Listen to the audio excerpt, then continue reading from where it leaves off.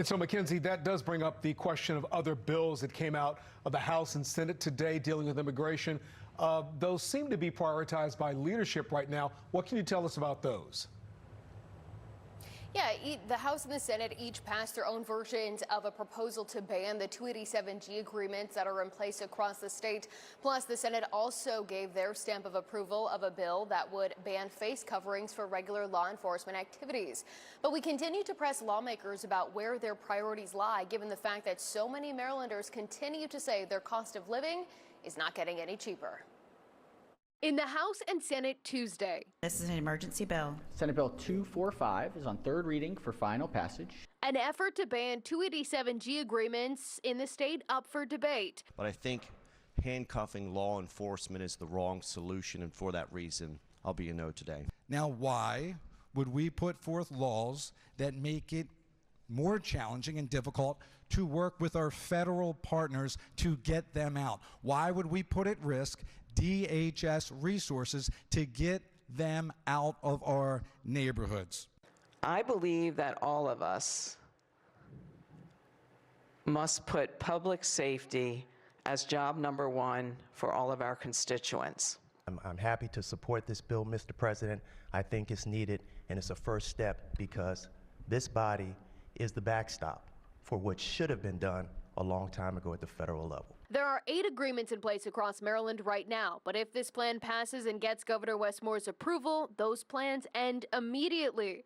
Critics of the bills argue cutting ties with ICE could hinder public safety. If we pass this, there will be no formalized agreements. It doesn't deal with ICE going in the community. Frankly, it has the opposite effect. This constant demonization of law enforcement is frankly insane. While supporters say passing the bill is necessary to stand up to the Trump administration. We have laws, we have due process. And in the state of Maryland, we won't be complicit in what we're seeing nationally. The bills to ban 287G passed both the House. There have been 99 votes in the affirmative and 40 votes in the negative. And the Senate.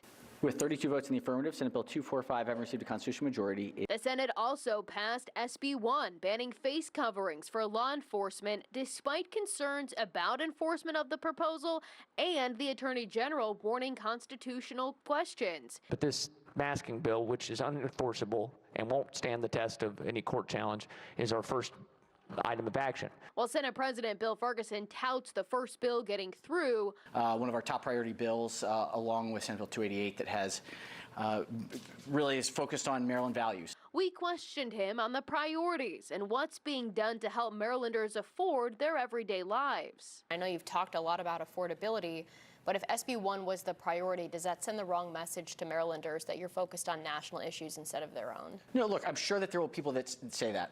I think it is absolutely essential in this time where we are so divided that we do act on our values. And I think the way, if people don't feel safe, nothing else matters. You have to have safety in order to be able to afford living on an everyday basis.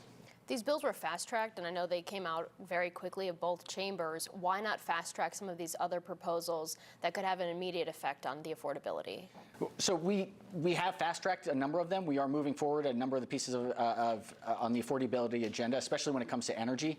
I would say we are building off of some of the things that we did last year, and so we are trying to make sure that when it comes to some of these energy policies that we are not interrupting any of the progress that we were able to make. While leadership maintains affordability is at the forefront of conversations. I think this majority is very well aware that electric and gas bills are rising and people are struggling. We'll be talking a lot more about our affordability issues around energy, healthcare, and housing. Actions point elsewhere as the first bills coming out of the House and Senate deal with redistricting, banning face coverings for law enforcement, and terminating immigration agreements that have been in place for some jurisdictions for years.